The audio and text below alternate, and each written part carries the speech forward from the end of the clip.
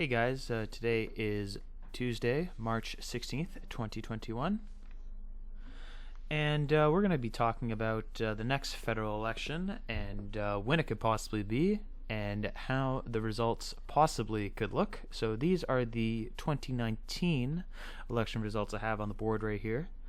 And so what I'm looking at here basically is that Liberal support from this date, based on these results, it's about the same as it was in the election, except it might be a little bit higher these times. So this was the projection that 338 had for 2019, and the dots here are the actual results. And so Liberals, I believe, we look at, we're going to go to the top here to just look at the polling. The polling, Liberals have about a 5-point lead overall if we take an average of all the polls.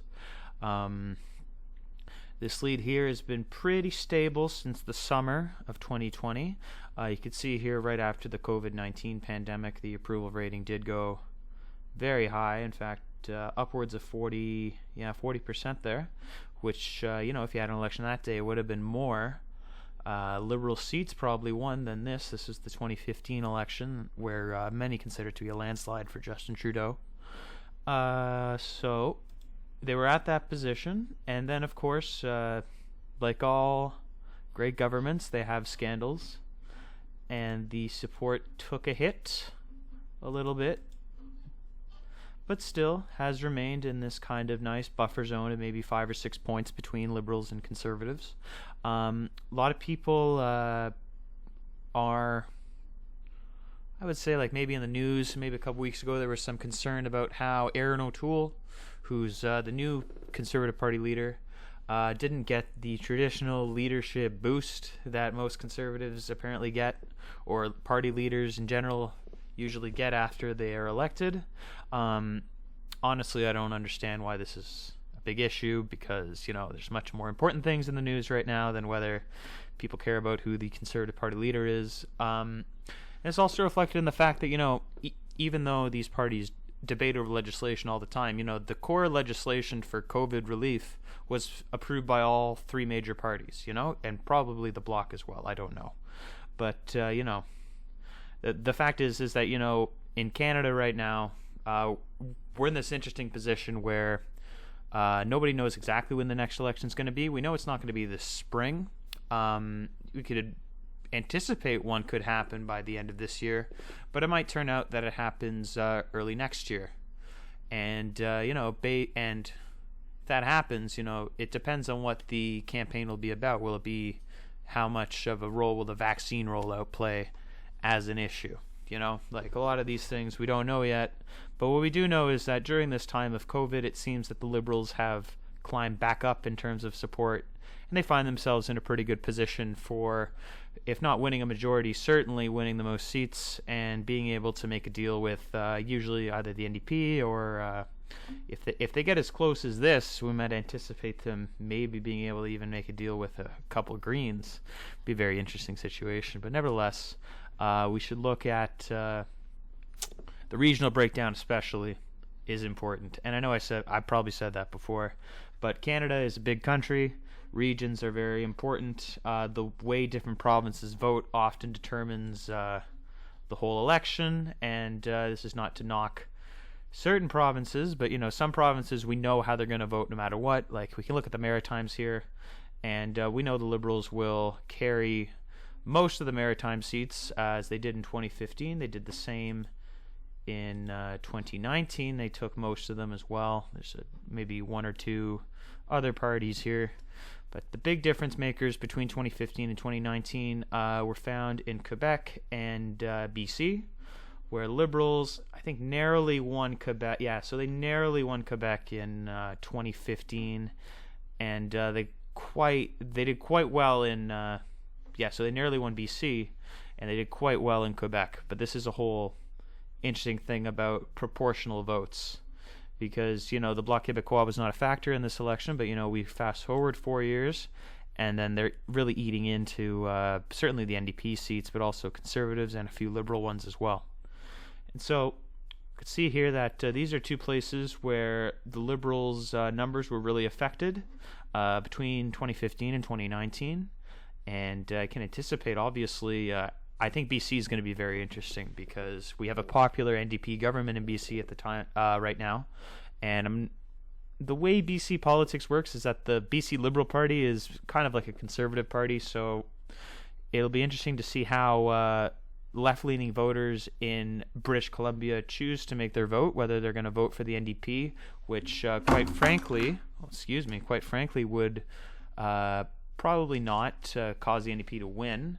There has to be, and I think this is conventional wisdom with Canadian elections, you have to have some chunk of vote in Quebec, like maybe at least 10 seats in Quebec, to really be a contender for forming a government. And, for reasons that we can probably conclude are unfair, the NDP have not been very fruitful in their quest for more seats in Quebec.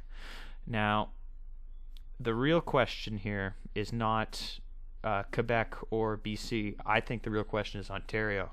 Because if we look at Ontario here, there's very little difference between how it went in 2019, which is this one here, 79, and how it went in 2015 when it went to 80. So we're talking 80-33 and then 79-36. That's basically, it's the only difference of a handful of seats.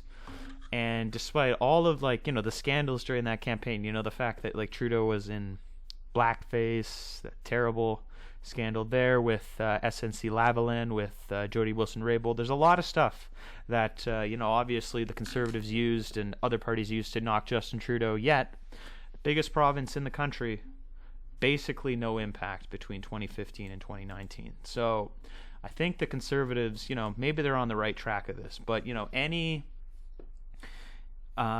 way that the Conservatives are going to win in 2021 or 2022, whatever year it is, it's going to have to be through Ontario.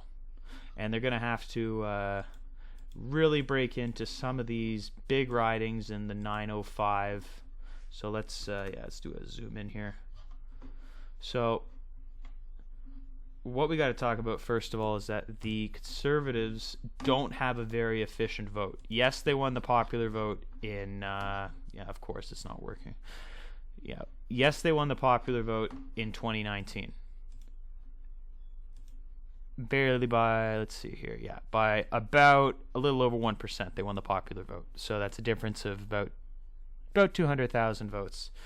But all those votes are deeply concentrated here in the prairies, And, Ontario, so Liberals didn't win all of Ontario. They didn't win, nearly as many percentage-wise in Ontario as they did in Alberta. Where's those results? You find all these polls, but you don't find results, because results are really what matters at the end of the day. 338 home. There you go. I'm going to get better at doing this, don't worry. You can see Alberta, though. You can see the lead. It's well over 50% usually for the Conservatives, but this is only 33 seats, And in Ontario, they're leading in Ontario maybe by, it looks like about 10 points, right? 30-40 based on this latest poll from Leisure, right? So this is a plus 10, but you see the difference, though, in terms of the seats you get out of that plus 10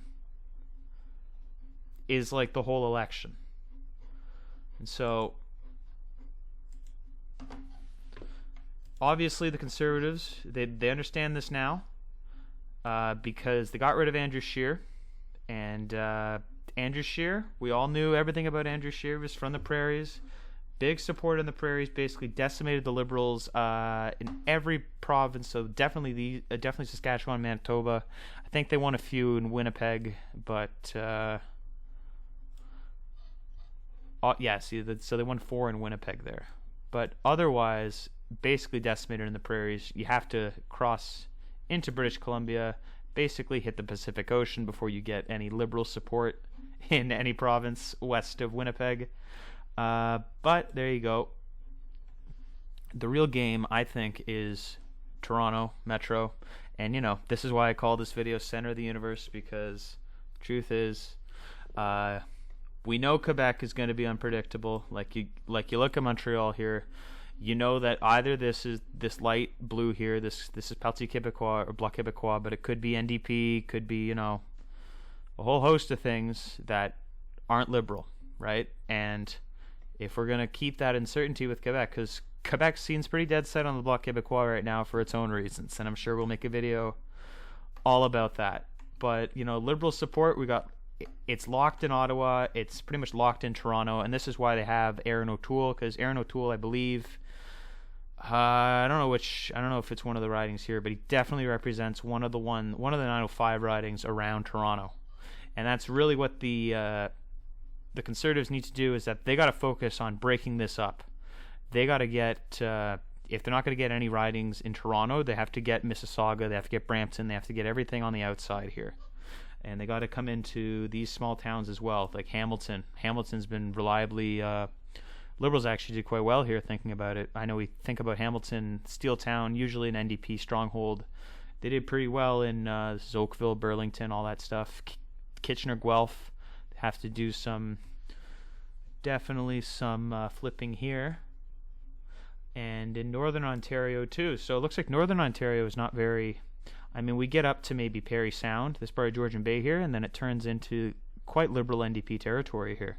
So there's a lot of swing districts here we got to talk about. So come in here, this red one here. This is, I believe this is Peterborough. Peterborough, important riding, usually goes with the winning party. The fact that it's liberal is, indicative that, Ontario is solidly a liberal province. You come further up this way, so the Conservatives have one district up here in Northern Ontario. They got to win a couple of these as well, and they got to expand their lead, I would say, westward into the Sioux here. And, they got to carry more than just what you see on the map here. They got to break into these big cities, because otherwise I think the score is just going to stay the same. I don't see them winning much anywhere else. Theoretically, they could win a little bit more in British Columbia, but I would have to say British Columbia has either a very strong NDP government right now that people like, or, there's Green candidates on Vancouver Island who have beaten Conservatives in the past, and I wouldn't put it past them to do it again. So I don't really see any path for the Conservatives to win unless they come right through Ontario and they barrel through the Toronto Metro, basically take over the suburbs. And, actually this is interesting the way Essex works. So Essex is a great example. This is Windsor, Essex. So this is a very, very cool split here. I believe this is Windsor proper right here in the downtown is NDP. Liberals have this outer riding here, and then the Conservatives have the one on the outside. And so Conservatives are really going to have to break into stuff that's red right now on these maps. So outskirts of Winnipeg here, maybe there's some gains to be had there. But honestly, they've gone as far as they could with Calgary, Edmonton, Regina. They've swept all of the prairies, and they win these margins in the prairies by maybe like 80-90%, in some areas, and it's like, it's all a wasted vote. If the Liberals are winning ridings over here 41-42%, Conservatives are winning here 80-90%, that's hundreds of thousands of votes that basically went to sure things, right? So we're going to have to see if Erin O'Toole, being from Southern Ontario, can maybe flip a few of these things. And, I hope that this was informative as a good overview of that. And catch you next time.